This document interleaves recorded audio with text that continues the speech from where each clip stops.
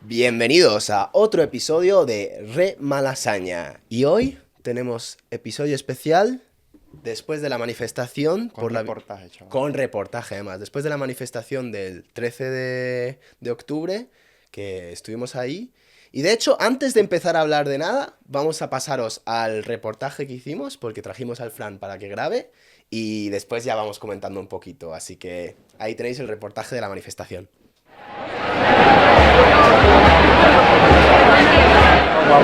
¡La lucha está en la calle! ¡No en los ministerios! ¡La lucha está en la calle! ¡No en los ministerios! Vivimos en una casa que pagamos una hipoteca, pero estamos viendo como en nuestros barrios se están subiendo los alquileres y nuestras amigas que llevan toda la vida viviendo allí se tienen que ir de nuestros barrios, y aparte tengo tres niñas que veo que tienen un poco futuro para tener su vivienda propia.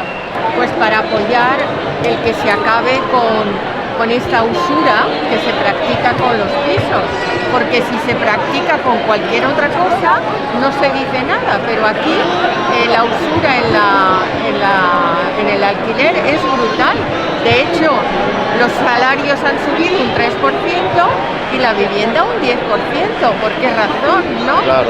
Entonces, se han puesto los pisos verdaderamente con precios bochornosos. Y luego no hay ningún control de lo que se alquila cualquier cosa. Porque creo que es un derecho a la vivienda y cuesta mucho poder tener dónde vivir. No es mi caso concretamente, ya soy bastante mayor, con lo cual tuve esos problemas hace 30 años, sigo viéndolos a mi alrededor, tengo hijos y están teniendo ese problema.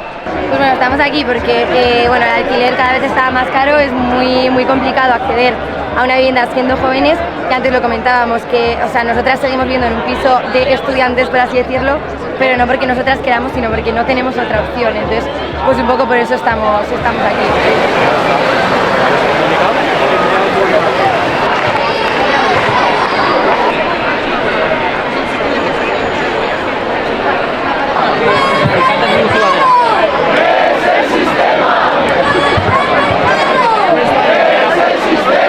La solución sería un control primero de los precios, por supuesto. O sea, no puede alquilarse un piso a unos precios brutales. Y luego la construcción de la vivienda pública es fundamental, yo creo. Vale. Invertir en vivienda pública, para alquileres y para venta. Ok, vale. Eso es una buena... Sí. Un punto de vista interesante. En Viena está solucionado ya. Quiero decir, hay un 30 o 40% de vivienda pública alquilada y ya está. Okay. Todo yo creo regular el tema de especular con la vivienda, que puedes tener una vivienda, alquilarla, me parece genial, pero ya a partir de dos, que haya algún tipo de regulación y que no se especule con la vivienda en las ciudades grandes, yo creo. Regularice los precios, ponga un límite, literal. Okay, vale. Y que limiten la venta de propiedades a los fondos buitre y a los fondos de capital extranjero. Okay. Que se invierta más en vivienda social y eso, limitar los precios. Pues control de los alquileres y vivienda social. La solución es la de siempre, el reparto del dinero que hay.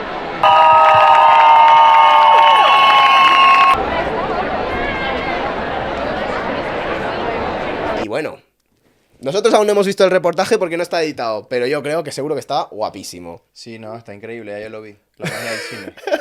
Pero, no, y aparte debuté como... Bueno, no debuté, porque ya había hecho entrevistas en mi contenido de cortes de pelo en la calle, que invito a todos a que vayan a verlo, que lo voy a retomar pronto. Olé. Pero volví al tema de las entrevistas, ¿eh? Tienen que dejar en los comentarios ahí, a ver qué tal les parecieron. Exacto. Yo sinceramente estoy tan agradecido de tenerte como socio, porque literal no hay cosa que me daría más vergüenza que estar ahí con una cámara entrevistando a alguien. Es decir, como de hecho estaba con pánico de eso, de como, ay Dios, vamos a estar grabando, qué vergüenza en la calle y tal. Y tú literal estabas como, hay que entrevistar a la gente, vamos, vamos. Y fuiste y... gracias, Miguel, gracias por ser una persona sin vergüenza. Nada. Literal. Nada, pero o sea, no sé, es como que al final se te va pasando. Cuando ya hagas la primera, se te quita. Como que se rompe la barrera. Yo creo que con tu trabajo también es que... Pero si no, yo puedo ser el corresponsal de Red Malasaña. Menos mal. Además eres la cara bonita de Red Malasaña. Bueno. Yo soy la cabeza. Sí. Aparte nos costaba mucho porque intentábamos entrevistar a todo tipo de gente y claro, viendo al Fran y a mí acercándonos a la gente, no sabía si lo íbamos a robar o le íbamos a preguntar. Pero, sí, que tú estabas empeñado que querías otro punto de vista de una persona que no estuviese a favor de la manifestación. Exacto, yo quería como intentar recopilar información de todos, porque claro, obviamente la gente que está en la manifestación por lo general siempre va a estar a favor porque está ahí. Claro. Pero también había como, sobre todo en una parte en la del Paseo del Prado en la que pasamos, que se notaba que había mucha gente que estaba por ahí pasando, pero que no estaba en la manifestación, sino que simplemente estaba haciendo su día a día. de paso. Exacto, y a mí me pareció interesante como entrevistarlo para saber cuál era su punto de vista, pero no, ninguno se atrevió a mojarse, la verdad.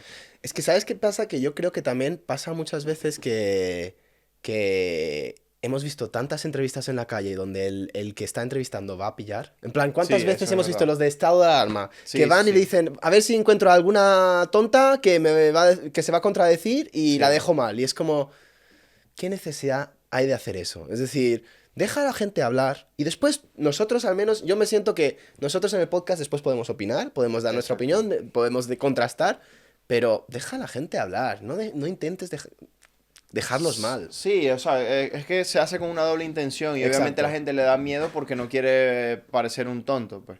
Pero nosotros no teníamos esa intención para nada, simplemente queríamos saber puntos de vista, o sea, y eran dos preguntas las que les hacíamos. La de, ¿por qué viniste a la marcha? Te daban su punto de vista y cuál creían ellos que era la solución al problema. Era simplemente esas dos. Pero bueno, es cierto que los que estaban ahí obviamente opinaban porque, bueno, querían dar su opinión. Y los que no se atrevían. Pero bueno, dentro de lo que cabe, resumen de la marcha, a mí la verdad que me alegró mucho ver tanta gente. Sí, había Dicen que había 150.000 personas. Yo pensé que había más, pero 150.000 personas es bastante gente. Es una barbaridad. Y también quiero decir, estoy muy orgulloso de nosotros, porque llegamos a las 6:30 de la mañana a nuestra casa y nos despertamos a las 11:30 para ir a la mani. Sí. Pero Fran también tuvo un palizón. ¿Tú dónde madrugaste? Yo me levanté en mi pueblo, que está a 4 horas de Madrid. Rollo, me levanté a las 6:30 y a las 7:30 cogí el coche y me vine para acá. Chicos, para que veáis lo que hacemos por la causa. Que digan que no trabajamos, Exacto. Yo tengo que decir que no son méritos míos. Yo hubiese seguido durmiendo, pero Dominic se encargó de ponerme una fiesta de hard techno a todo volumen para que me despertara. Y bueno, obviamente era imposible que no me despertara después de eso. Sí, a ver, yo dije, vale.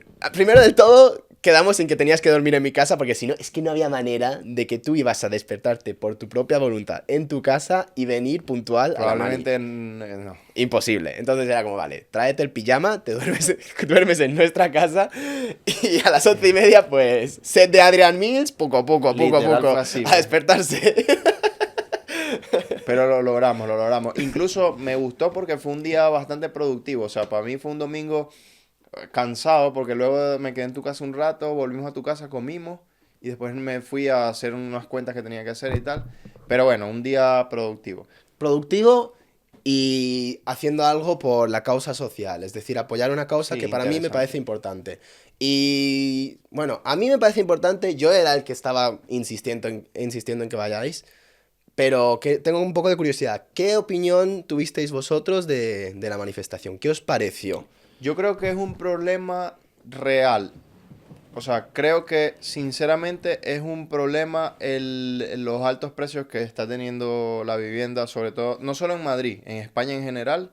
Y si es un problema real, porque nos afecta a todos. Al final, no sé cuánto será, pero yo creo que el 70% de las personas que viven en Madrid pagan una renta. Sí. Entonces, porque incluso hasta los que tienen piso suelen vivir en otro lado porque no les gusta su piso o por lo que sea. Entonces sí creo que es un problema real. La solución, realmente no tengo como una opinión clara de cuál es la solución. Me siento como un poco con opiniones encontradas, porque bueno, obviamente en la marcha se hablaba de expropiaciones y tal, cosas con las que yo no estoy de acuerdo, porque bueno, no me parece que se le tenga que quitar no me parece que se tenga que tratar quizás una injusticia con otra. Claro, no digo que sea así, pero es como mi punto de vista. Y siento que negativamente también se politiza todo, lamentablemente, tanto para un bando como para otro. Pero sí es cierto que es necesario manifestarse cuando hay un problema que te molesta y te preocupa porque hay que buscar soluciones. Entonces creo que la marcha estuvo bien, pero no me gusta el tema de quizás cómo lo llevan algunas asociaciones, sindicatos o quizás partidos políticos que estaban ahí, porque siento que son como un poco oportunistas en cuanto que hay un problema, bueno, yo voy a ser el que da la cara por este problema, pero a lo mejor es porque quieren solucionar el problema o es porque quieren ser los intermediarios, un poco como actúan un poco los sindicatos, no siempre, pero muchas veces. A mí me gustó mucho que el sindicato de inquilinos dijo súper claro que ellos aquí que el problema era el gobierno actual también. Es decir... Sí, había mucha crítica. Exacto. Y lo dijeron había autocrítica, eso sí. Me parece bien. No, y ellos dijeron claramente, el gobierno progresista ahora mismo está con los rentistas. Y eso me pareció algo muy bueno y claro, es como... Es que ahora mismo este gobierno tampoco está haciendo lo que tiene que hacer. Literal, acaban de anunciar ayudas de 200 millones para que nos den un bono de alquiler, que lo único que va a hacer es que ese bono de alquiler se vaya al casero. Es decir, ¿eso de qué coño sirve? Eso simplemente es gastar dinero para nada. Sumando que es precisamente ese bono tiene que salir de nuestros impuestos. Entonces, Exacto. como que es dinero que tú estás pagando, o sea, es un ciclo sin fin. Y es dinero que va a los bolsillos de los caseros directamente. Fran, ¿tú qué opinaste? O sea, opino un poco como Miguel, me parece que al final siento que en estas cosas siempre es como o me apoyas o te odio. En plan, como que no se puede llegar a un punto medio en ciertas cosas. Y, o sea, a mí me parece guay, te quiero decir. Me parece bien que la gente se junte para quejarse de un problema porque al final, si hay un problema, porque obviamente lo hay que quejarse. Pero siento que hay una cosa, a mí lo que más como no sé, como me molesta o siento que no lo entiendo es que, y además que, aparte de que yo lo pensé cuando estaba ahí, también lo vi por Twitter, en plan, el tema de los carteles que llevan, o sea, tú no puedes, o sea, entiendo, o sea, al final te estás quejando de algo, no te lo puedes tomar como broma o hacer chistes. Bajo mi punto de vista, creo que hay que ser mucho más serio cuando se está tratando un tema serio. Y al final, es que de hecho leí algo en Twitter así y gente quejándose de eso, de que no estás sacándote una foto para Pinterest o para Tumblr con tu cartel, te estás quejando de un problema de verdad.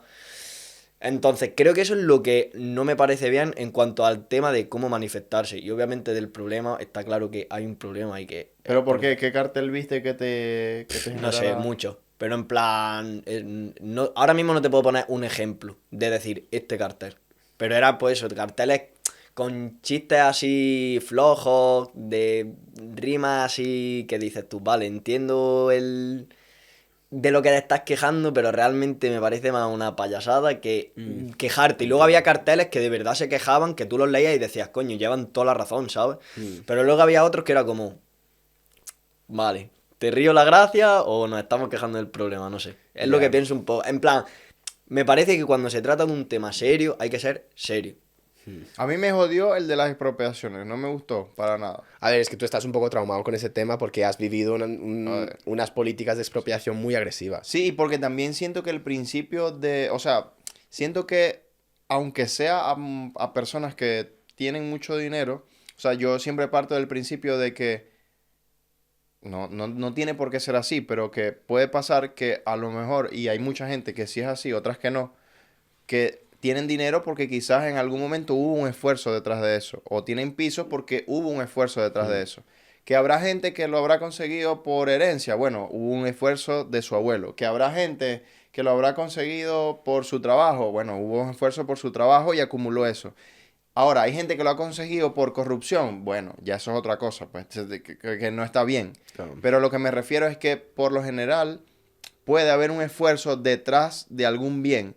Entonces, claro, partiendo de ese punto, como que para mí es moral el hecho de que si esa persona o se esforzó por algo, siento que el expropiar es como romper el hecho de decir, si te esfuerzas y logras algo, ahora yo, por beneficiar a otra persona que no digo que no se lo merezca, te quito a ti Sí. por dárselo a los demás. Pero claro, siento que es como moralmente romper el esfuerzo de otro. Para dar un poco de contexto de lo de la expropiación, y sobre todo una de las expropiaciones de las que se habla muchas veces, es el caso de los fondos buitre, en el que en Madrid, por ejemplo, se construyó mucha vivienda pública hace unos 20 años, y nuestra querida exalcaldesa Ana Botella vendió esa vivienda pública a BlackRock, a un fondo buitre. Y cuando estaban hablando de las expropiaciones, sobre todo cuando estaban hablando de esas específicamente, están hablando de que quieren recuperar esa vivienda pública que la pagamos nosotros, con nuestro dinero en su momento. Cuando se construyó, dice. Exacto. Y después, políticos que curiosamente, familiares, trabajaban en ese fondo de buitre, los vendieron. Es que realmente ese es el problema. Y eso es un problema muy grave. Y ahí es donde yo sí pienso, oye, eso sí. Es decir, si ese dinero era nuestro y se pagó esa vivienda pública y después se vendió a fondos buitres, ahí sí pienso, eso se debería expropiar. Lo que pasa es que esa línea es una... O sea, es Ya, una pero es línea... que eso no es un individuo, es una empresa. Esa es la cosa, ¿sabes? Yo eso te lo entiendo, pero digo que quizás, o sea, entiendo tu punto, pero quizás esa línea de expropiación aplica solo a las empresas, porque cuando se hace una ley, por lo general, no se suele... Vamos a suponer que se haga la ley de expropiaciones o lo que sea. Se va a hacer una línea general a que solo se le van a quitar a las empresas, o sea, a las empresas o esos, como tú lo llamas, fondos buitres que solo compraron esas viviendas. O quizás las leyes siempre tienen un marco como un poco más amplio que te permiten después decir, a lo mejor, a una persona que tiene 5 casas, que las consiguió con su trabajo o lo que sea, decir que, bueno, ahora nada más puedes tener una. Pero, entonces, eso es como un poco... Pero para eso existen abogados, existe un congreso entero. Es decir, no estamos viviendo una dictadura, ¿sabes? Es decir, en ningún momento estamos en la situación en la que estaban... Ahora no. Sí, no, pero es decir, yo creo que ahí es donde muchas veces empiezan a crear el miedo con Venezuela y tal, donde esas cosas ocurrieron, Sí, sin duda. pero realmente estamos en una situación en la que... Coño, hay un montón de interés económico en España. España no es una dictadura, no está yéndose a una dictadura, aunque mucha gente quiera decir eso. Bueno, no estamos en una dictadura. Pues, no estamos, pero no diría que estamos yendo, pero sí siento que hay muchos pasos que se están dando que son muy antidemocráticos. Bueno, eso podríamos hablarlo Pero, después. exacto. Pero la cosa es que si es esa expropiación, si se define claramente de esto es solo para las cosas que fueron vivienda pública, yo estaría a favor. Pero también pienso que hay otras opciones. Yo pienso que una de las opciones más importantes es simplemente poner precios fijos a las cosas. Es decir, tú puedes decir, ok, si es una vivienda con X habitaciones, que la última reforma que se hizo en este momento tiene este aislamiento climático, tiene estos electrodomésticos, y entonces tú simplemente listas estas cosas y dices, este es el precio que puedes poner. No puedes ponerme más que 1.000 euros por esto. Y con eso ya desincentivas el subir los precios. Sí. Porque eso es uno de los principales problemas. La gente juega con poder subir todo el rato más los precios. Es un debate complejo, porque o sea, una de digamos, como las leyes no escritas, o bueno, quizás sí escritas, del libre mercado, es que en teoría no debería tener... Pero Miguel, ¿estamos en un libre mercado si tú no puedes participar en él? Es que eso es lo que a mí no me gusta nada de esos argumentos del libre mercado. No, pero yo entiendo tu punto porque es verdad, pero a lo que me refiero, por eso lo digo, no digo que esté mal lo que estás diciendo, simplemente estamos buscando como una solución al problema. Sí. Solamente que, partiendo del hecho también del libre mercado, o sea, va como en contra del tema de fijar precios, porque en algunos casos ha demostrado que quizás no puede ser la solución. Como ha pasado en Cataluña, que han fijado precios y sin embargo los alquileres siguen estando muy altos. Sí. O como pasó en Berlín, que bueno, hablábamos con tu colega que estuvo por allá, ¿te acuerdas? Sí. Que nos comentó como ese método que tienen ahora de que los subalquilan, y como que le buscan la vuelta, como quien dice, como diríamos. Entonces, claro, yo siento que quizás el poner un tope, y a lo mejor me estoy equivocando, a lo mejor poner el tope sí, o sea, como va en contra de ese principio de de libre mercado que yo pienso que no debería ser no debería ser intervenido, sino que dejar que las cosas fluyan según el precio. Es cierto que ahora mismo hay una realidad de que los precios están muy altos y hay gente que se beneficia de eso, creo que muchos políticos se benefician de eso y ahí el hecho de 100%. que no quieran cambiar esas cosas. El 60% de todos los diputados del Congreso son caseros. Entonces eso ya te deja ver que hay un interés personal que no te permite o que no permite que se hagan cosas al respecto. Pero también es cierto que en Madrid Madrid es una capital mundial. Que pasa, eso no se puede negar, creo yo, que es que mucha gente quiere vivir aquí. Y cada vez más gente quiere vivir aquí. Y cada vez hay menos, o sea, el tema de la oferta y la demanda. Sí. Entonces hay muy poca oferta y muchísima demanda de personas que quieren vivir aquí, precisamente porque en Madrid está centralizada de muchas veces fuentes de ingresos. La economía en general, incluso ya de España, porque Cataluña ya pasó a ser, ya no es tan rica como lo era antes. Muchas empresas han migrado, entonces Madrid cada vez está creciendo mucho más.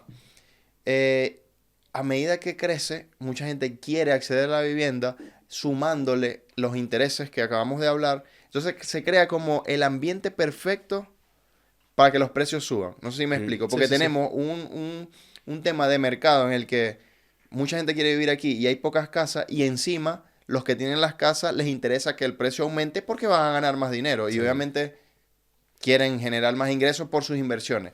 Ahí es donde está realmente el punto. ¿Qué podemos hacer con todo? Claro, pero también ahí tenemos además un tema adicional y es que cada vez más casas son viviendas turísticas. Que eso además quitan más viviendas del mercado. Pero eso precisamente por la demanda de gente que quiere venir y los que tienen la vivienda que quieren ganar dinero.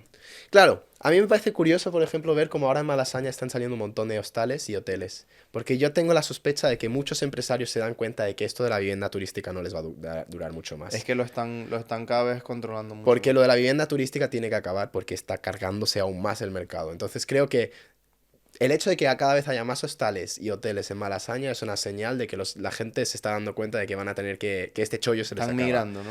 Y eso yo creo que eso sería el primer paso. Es decir, viviendas turísticas, limitarlas al máximo. Porque las viviendas que hay tienen que ser para que la gente pueda vivir ahí. Eso va a hacer que los precios de la gente que viene a Madrid se disparen mucho más también. Eso hay que tomarlo en cuenta. Sí, pero sinceramente... Entonces el turismo va a disminuir, que en gran parte es el turismo que hace que la economía de Madrid fluya. También creo que con esos nuevos hostales y hoteles que se están construyendo se puede suplir esa demanda. Es decir, yo pienso de que al final los hoteles y los hostales son una manera mucho mejor de poder dar trabajo y de controlar el turismo, que si simplemente cada uno se consigue su piso. Que además, al final, muchas veces la gente se alquila un Airbnb para 2 personas y es un piso en el que podrían estar durmiendo 4, pero porque sí lo alquilan y es como... Lo que pasa es que el tema, sí es verdad que, por ejemplo, hostales pueden haber más, pero es cierto que muchas veces lo que se convierte en hostales son edificios que podrían ser de vivienda. También. Pasa aquí en Malasaña mucho. Sí, si te fijas, acaban de abrir uno aquí en la esquina que... Sí. Y también hay que decir que después las masas que acumulan esos hostales, porque por ejemplo ahí esa calle ahora está todo el rato lleno de chavales que están ahí delante de la entrada y es como... Sí, por un lado genera cierta incomodidad, pero no te miento que por otro lado también incentivan parte de la economía, porque claro, a ti te interesa porque esos efectivamente, turistas exacto, porque por ejemplo todos esos turistas ahora van a buscar un sitio donde cortarse el pelo, donde tomarse un café, entonces ahí es donde viene, o sea, por eso yo digo que es un tema tan complejo, ¿dónde está realmente la solución? Yo creo que lo que no podemos hacer y lo que está pasando ahora es que simplemente estemos dejando que esto fluya, porque la realidad es que el control del mercado está en manos de poca gente que tiene mucho y ellos ahora mismo se están beneficiando al máximo. Y si dejamos que esto siga así, simplemente cada vez va a haber más una división entre los que son propietarios y los que no. Y eso es lo que realmente es muy peligroso porque al final también es que una de las otras cosas que a mí me preocupa mucho es que el que ya es propietario parte con una ventaja. Y nadie te desincentiva de que no sigas acumulando. Es decir, si yo ya tengo 5 casas que alquilo, nada me echa para atrás para comprarme 5 más. Y cada vez acumular más riqueza.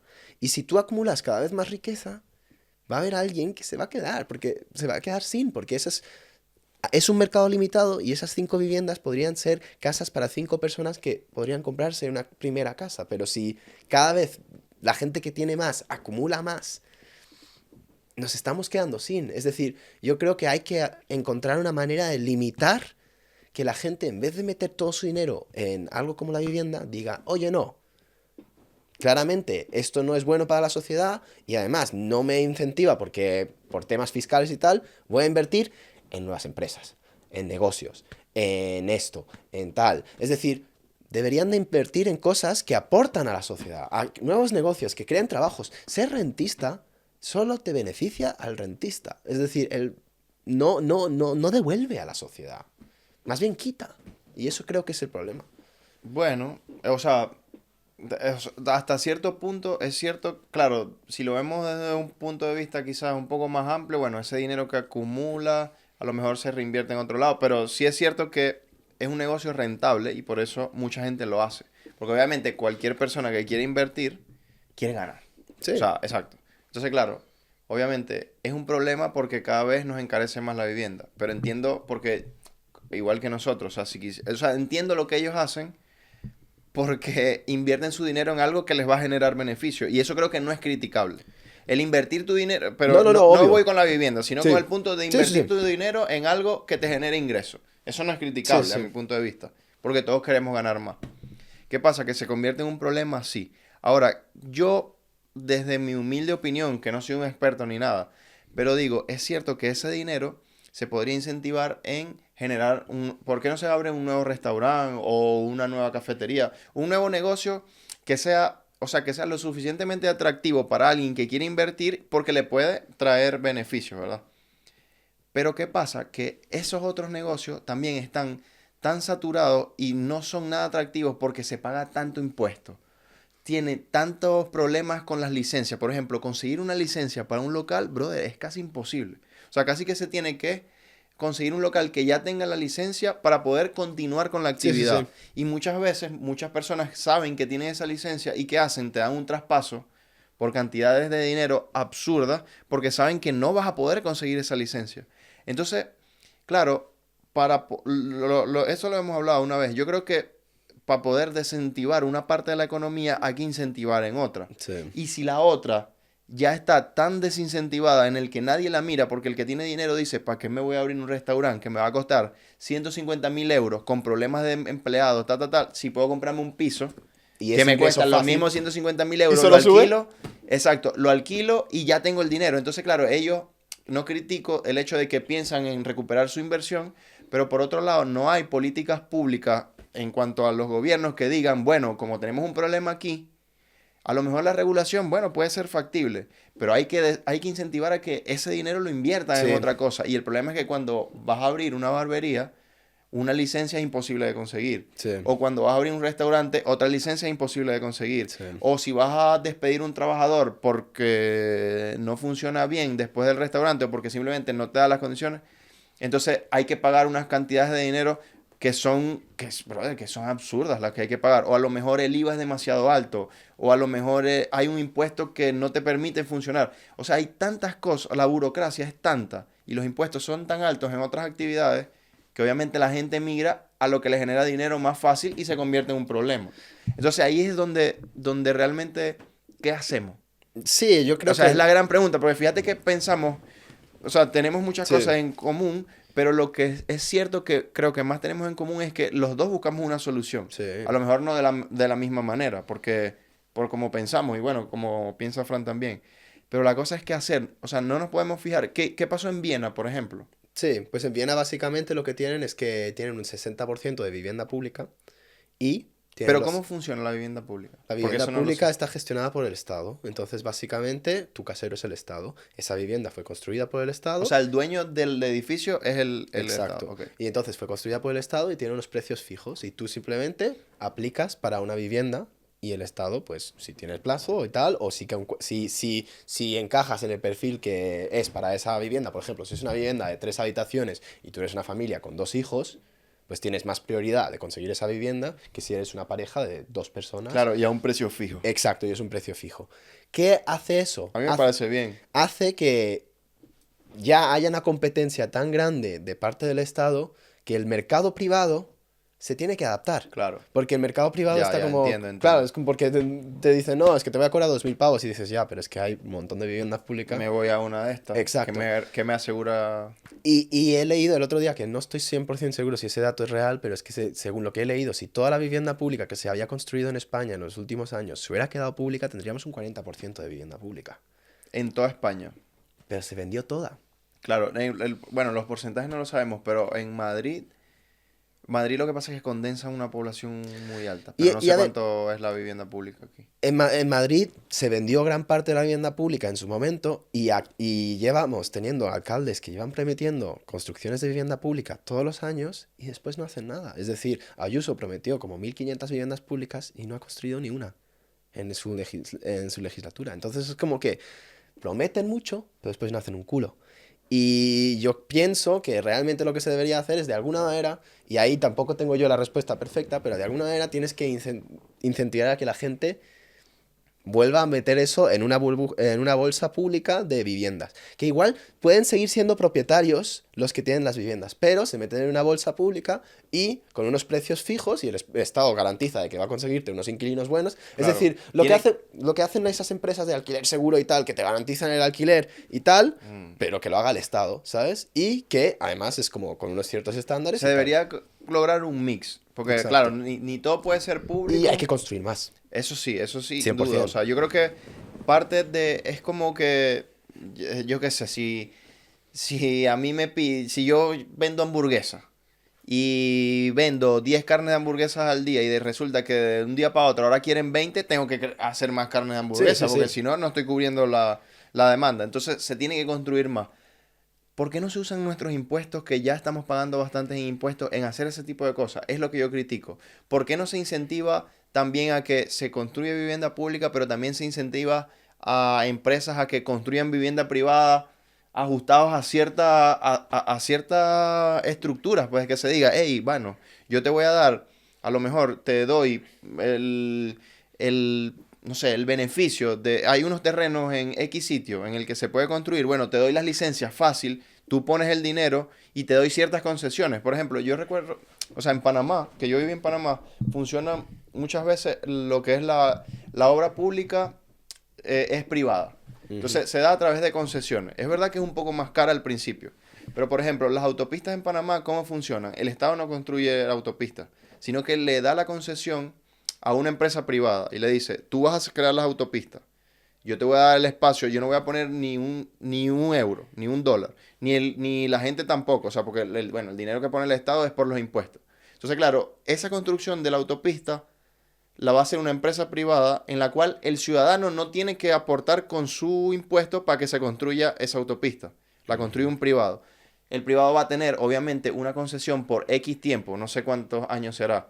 Obviamente ahí es donde se tiene que ver, pero a lo mejor le dan 10 años para que ellos cobren por el uso de la autopista. O sea, porque allá hay peaje. Entonces, si una persona normal quiere usar la autopista, tiene que pagar el peaje y la usa. Pero yo, que no uso autopista, no tengo por qué pagar por algo que no uso.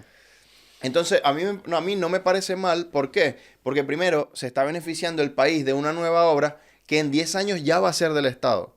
Porque al final o sea, cuando el inversionista que construyó eso recupere su inversión y gane algo de dinero, le queda al Estado, ¿ya? Entonces es como un mix en el que nos beneficiamos todos. ¿Por qué? Porque el ciudadano se benefició, primero, en que ahora si necesita llegar más rápido al trabajo, simplemente paga algo y llega más rápido. El empresario se benefició porque ganó dinero por la obra que hizo, y no me parece mal. Y yo me beneficié porque hay la autopista que si la quiero usar, la uso, pero no pagué ni un solo dólar sin usarla.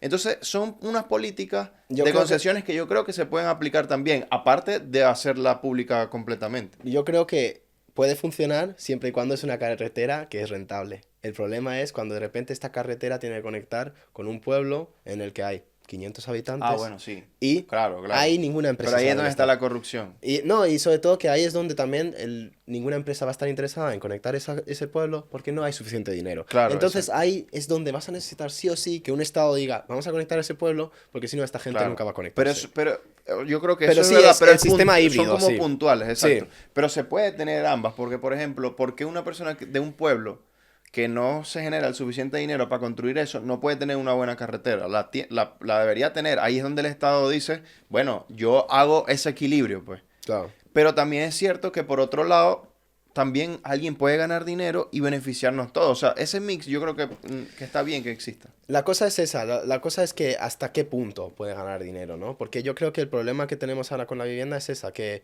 es un chollo, es lo que tú dices. Ahora mismo es que realmente si tú tienes un poco de dinero, no meterlo en vivienda es una gilipollez, porque es la mejor inversión. Exacto. Solo sube, es un ingreso estable.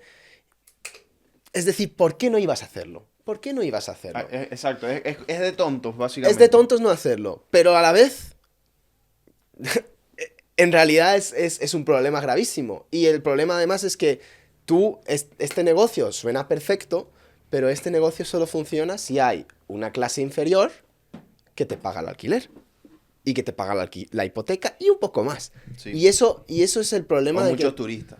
Sí, ¿Qué pasa aquí turistas, pero la realidad es que la gente necesita casas, es decir, la gente no va a desaparecer. Sí. Y yo creo que el problema es que muchas veces tenemos este modelo de negocio en el que te decimos, no, mira, es que tú compras estas cosas y vas a tener unos ingresos pasivos y tu vida va a ser maravillosa.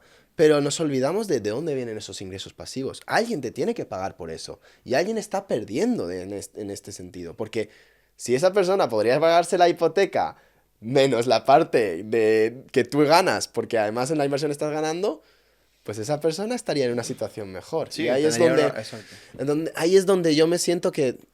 yo creo que la conclusión es esa. Necesitamos desincentivar esto, pero a la vez asegurarnos de que la gente ese dinero lo meta en otra cosa que nos aporte. Exacto. Y si no logramos eso...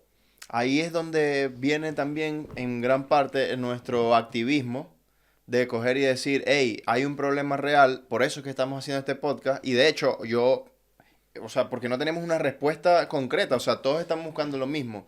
Y aquí es donde yo aprovecho de incentivar a todos que dejen un comentario y digan cuál creen que es la solución. Sí. A su punto de vista, viendo este problema que es tan puntual ahora, comenten y digan, yo creo que se debería hacer esto, o esto, lo que sea. A ver si sumando las voces de todos realmente se puede hacer algo. A mí lo positivo de todo esto es que claramente la gente se está dando cuenta. Sí. Ahora el 23 de Es que, octubre... brother, es absurdo. El 23 de octubre ahora van a hacer la misma manifestación en Cataluña, en Barcelona. Espero que también haya mucha gente y que haya presión, porque el gobierno actual no está haciendo un culo. Tampoco creo que el gobierno de la oposición haría algo, porque son más aún de libre mercado. Sí. Entonces, lo que hay que hacer es juntarse como gente y apartarlo de temas políticos. Sí. Esto nos afecta a todos. Eso ya no es político. Es decir, es político porque es un Bueno. problema político, pero no es una cosa partidista. Sí, exacto. Es un problema Tal de cual, tal todos y tenemos que juntarnos y tenemos que movernos y forzar una alternativa, forzar que haya un cambio. Y lo bueno también es que esto no solo está pasando en España, está pasando en todos los lados. Está pasando mucho. Está en todo el mundo está pasando. ¿Por Y qué en Suiza funcionan diferentes las políticas? O sea, ¿qué cambia?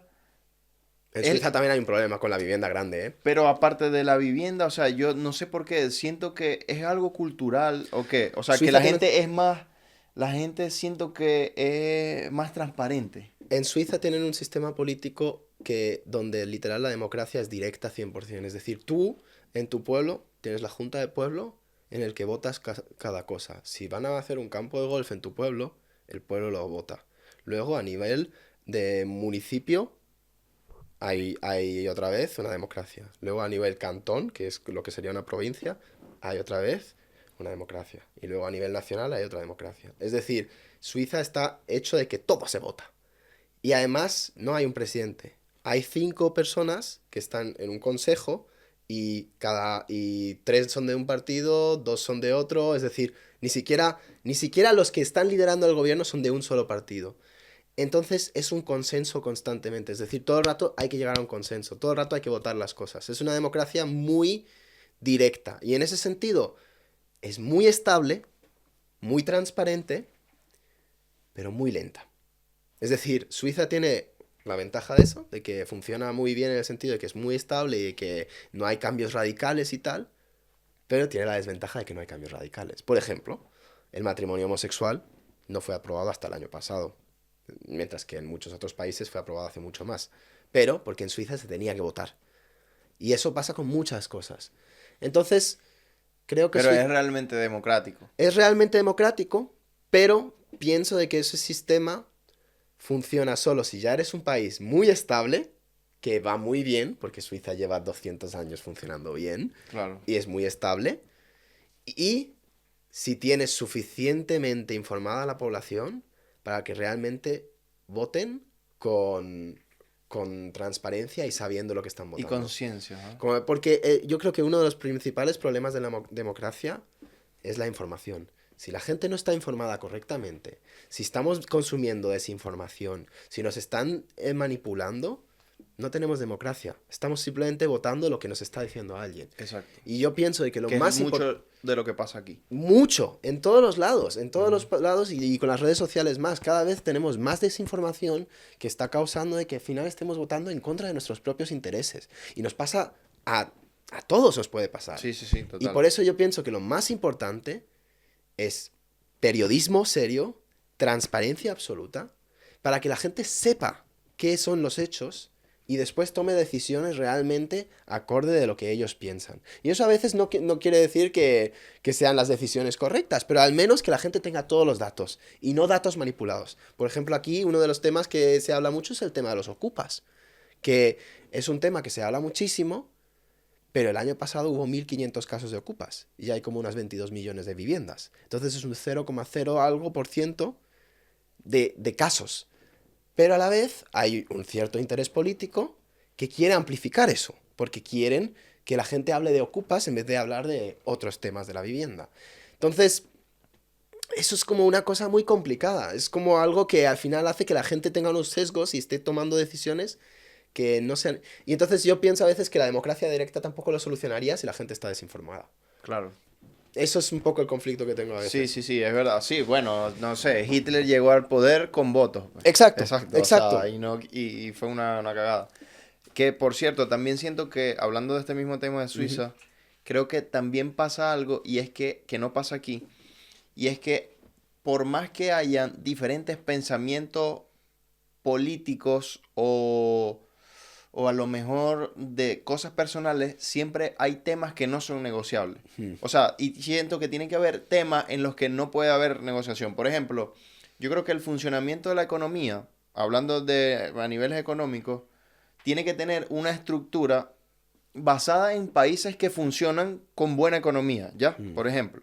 Entonces, si tenemos el ejemplo de países que crecen económicamente aplicando ciertas políticas económicas, ¿por qué nosotros vamos a hacer exactamente lo contrario a lo que hacen los países que crecen? Y eso pasa mucho en Latinoamérica, pasa mucho. Siento que aquí quizás a lo mejor pasa mucho a niveles de que, por ejemplo, de los temas fiscales, que son los que yo siempre me quejo, de que España es uno de los que tiene más presión fiscal, no incentiva el emprendimiento, eso no permite no generar empleo. Entonces, ¿por qué no podemos copiar políticas de países, no sé, como a lo mejor los países más nórdicos que, aunque pagan mucho impuesto... Pagan mucho impuestos. Sí, pero ellos pagan mucho impuesto, pero ya generaron la riqueza. No sé si me explico. O sea, es como que en un primer momento ya tienen una economía lo suficientemente sólida como para poder exigir esos impuestos a la gente. España no tiene la economía lo suficientemente sólida, pero tiene la misma o incluso mayor presión fiscal que otros países. Entonces yo digo, no quiere decir que esté mal pagar impuestos. Hay que pagar porque, o sea, funcionamos y las cosas funcionan por eso. Pero vamos a crear la torta primero y después la repartimos. Como se hace en Noruega, Dinamarca. Es cierto que, por ejemplo, ellos tienen el caso danés, creo que, o noruego es muy particular porque ellos también tienen mucho petróleo. Claro. Entonces, claro, su PIB crece un montón porque... Pero está, por ejemplo, te pongo un ejemplo. El caso de Portugal. Portugal es un país con un gobierno de izquierda. Ok. Pero Portugal en un momento se dio cuenta de que dice, hey, nuestra economía está mal. Tenemos que mejorar nuestra economía. Y aunque es un gobierno de izquierdas, ¿qué hicieron? Bueno, vamos a crear políticas fiscales atractivas a las empresas extranjeras. Entonces, por ejemplo, es muy injusto, me parece a mí, porque a los portugueses no les bajaron los impuestos. O sea, los portugueses Sí. que estaban en Portugal siguen pagando los mismos impuestos. Sí. Pero hicieron una reducción fiscal a las empresas nuevas que se trasladaran a Portugal por X cantidad de tiempo. Entonces, es una medida injusta, pero necesaria de cierta forma. ¿Por qué? Porque atrae capital. Es como decir, yo necesito que gente venga, invierta y mejore mi economía. Tomo una política, y es un gobierno de izquierda, o sea, no es un gobierno de derecha. Pero al final esa política, si la miramos desde un punto un poco más macro, más mayor, esas empresas se fueron de otro sitio por beneficios fiscales, pero la riqueza que generaron no fue en Portugal. Es lo mismo que las empresas de Irlanda, por ejemplo. En Irlanda hicieron lo mismo. Vamos a convertirnos en un paraíso fiscal, traemos las empresas, pero Sí, es alguien cierto. está perdiendo aquí. Claro, yo sé, Y o sea, ahí es yo eso donde- lo entiendo, pero, o sea, viéndolo como un interés, obviamente, te pongo un ejemplo de una familia. O sea, si yo tengo una familia y tengo 2 hijos y mi esposa, ¿qué quiero yo? Que mi familia esté bien, ¿verdad? Obviamente, claro, yo siendo altruista voy a querer que todas las familias estén bien, pero ¿por quién voy a velar Ya. primero? O sea, es una cuestión Pero eso es también, o sea, un poco natural del ser humano, o sea, porque para yo poder ayudar a otro, primero tengo que estar bien yo. ¿No creéis? Pero es que eso es precisamente lo que nos ha llevado a la situación en la que estamos. Que hay unos pocos países ricos que dependen de que haya otros países más pobres para poder mantenerse ricos. Es decir, que Irlanda haya hecho un subidón económico ha sido a favor de que un montón de empresas no hayan tenido que pagar impuestos en Europa. Es decir, Apple, Facebook, todos tienen su sede en Irlanda Eso y es no han cierto. pagado esos impuestos Eso es aquí. cierto. Y Pero están aún así- los niveles económicos y sociales y todo de los irlandeses han mejorado con su mejora económica. Sí, pero al final es a favor de que otra gente esté perdiendo. A mí me parece que podemos encontrar políticas en las que... Yo entiendo el ánimo de bajar impuestos y también pienso de que es necesario, pero pienso que se debería de cambiar la manera en la que las recaudamos. Es decir, deberíamos de volver a recaudarlas a la gente que realmente se lo puede permitir y dejar de recaudarlas tanto a la gente que... Porque al final, los que estamos pagando impuestos somos los pringados de clase Sí. baja y clase media. Sí, Tú total. en el momento que puedes pagarte un asesor de impuestos, dejas de pagar los impuestos. Es decir, Exacto. te aseguro que todo el mundo que cobra por encima de los 150.000 pavos paga menos impuestos que nosotros. Totalmente. Porque en el momento que pagas un asesor de impuestos, que te mueve las cosas, que te puedas... Es que literal, no te puedes abrir una empresa hasta que tengas un cierto capital. Exacto. En el momento que tú tengas un cierto capital, puedes evadir, puedes mover tus cosas. Y eso no es justo. ¿Por qué? Cuanto más dinero tengo, menos tengo que pagar. Eso no puede ser. Entonces, lo que pienso y lo que... Eso es mi punto de vista, como igual socialista asqueroso, hijo de puta, no soy socialista, No. pero como pienso No, que estoy realmente... simplemente tu punto de vista que es muy válido. O sea. Pienso de que debería ser justo si realmente los impuestos progresivos fuesen progresivos, en el sentido de que el que menos tiene paga menos y el que más tiene paga más. Y ya está. Pero el que más tiene paga menos aún. Y eso no puede ser. Porque Sí, se yo puede soy... permitir hacer otras cosas. No puede ser que los autónomos seamos los que fiscalmente estén apoyando a España. Sí, cuando verdad. hay empresas enormes que están haciendo un pastizal. Es decir, todos los iPhones que hay solo en esta puta habitación y no han pagado ni un puto duro de impuestos, los pagan en Irlanda. Y Eso lo no que- puede ser. Y somos los que aportamos la mayor masa impositiva y somos los que menos recibimos y los que peor nos tratan. Exacto. Que es realmente lo que te genera esa sensación de prácticamente estar siempre nadando contra la corriente. Pues. Ahora, ¿vamos a hacer algo? No lo sé. Bueno. ¿Va a pasar algo? No lo sé, pero precisamente por eso estamos haciendo esto, porque hay que alzar la voz. Porque bueno, si fuéramos otros nos pusiéramos y que no, va a tirar piedra y nada, no, pero no queremos incentivar a nadie a hacer eso. No, y sobre todo pienso de que, bueno, volviendo al tema de la vivienda, creo que hay movimientos. Creo que es positivo que haya gente nueva siendo activa en la política y sobre todo gente joven, por favor, no tenéis que afiliaros a un partido. Simplemente tenéis que encontrar las causas que a vosotros os importan. Sean las que sean, sea la vivienda, sea derechos LGTB, sea un deporte marginal que pensáis que necesita más de apoyo. Simplemente cosas que a vosotros os importan, moveros, activaros, hablad de ello. Sí. es importante porque solo si uno intenta cambiar las cosas o al menos hablar abiertamente las cosas que le molestan, pueden ocurrir cambios. Y creo que estamos en una época en la que mucha gente está completamente derrotada. Piensa de que ya no hay posibilidades, el humano es un hijo de puta y es lo que hay. Y no, se han conseguido muchos cambios. Sí. No estaríamos donde estamos hoy en día, que hay muchas cosas positivas, si no hubiese habido hace 50 años, hace 100 años, gente luchando por ello. Es verdad. Nosotros como jóvenes tenemos que convencernos de que, no, o sea, sí, hay que divertirlo y tal, pero también tenemos que preocuparnos por cómo van las cosas. Sí. Porque si solamente pensamos en, no sé, en los huevos del gallo, como diríamos, brother, no estamos haciendo nada. O sea, hay que realmente, porque al final es tu futuro el que depende de esto. Entonces hay que informarse. A lo mejor esto que voy a decir me van a funar, pero yo una vez lo dije y dije, o sea, lo dije aquí incluso y casi se forma un lío entre los clientes. Y no fue que lo dije yo, una conversación que tenía con una persona y dije, todo el mundo debería votar. Sí, 100%. Ok, sí, pero debería haber, yo digo que debería haber como un examen antes de votar. Si te preocupaste en hacer el examen, ahí sí. Sí. Si no te preocupaste en pasar el examen o de medio informarte, entonces no puedes. Que vaya como un estilo prueba Cervantes, por ejemplo, para las elecciones.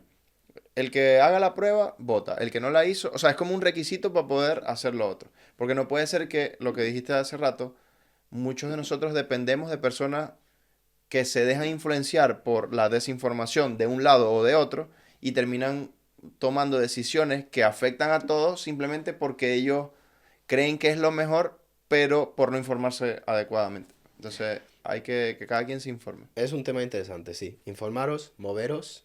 Y bueno, este ha sido un episodio un poco más distinto, un poco más político, pero sinceramente creo que es importante. Sí, no sí, todo sí, puede lo ser es. fiesta. No, lo es. Y aunque hemos salido de fiesta, fuimos a la mani. Se puede hacer todo. Exacto. Y gracias por escucharnos. Gracias, Fran, por acompañarnos. No te hemos dejado hablar nada porque somos unos pesados, pero bueno. Poco a poco. Y bueno, los que seguís aquí, comentad qué solución veis vosotros para la vivienda, qué solución veis vosotros para el mundo, para España y qué. ¿Nos presentamos a las elecciones en 10 años? Comentadlo. Nos vemos en el siguiente episodio. Muchas gracias por estar. Darle like, suscribiros y hasta luego.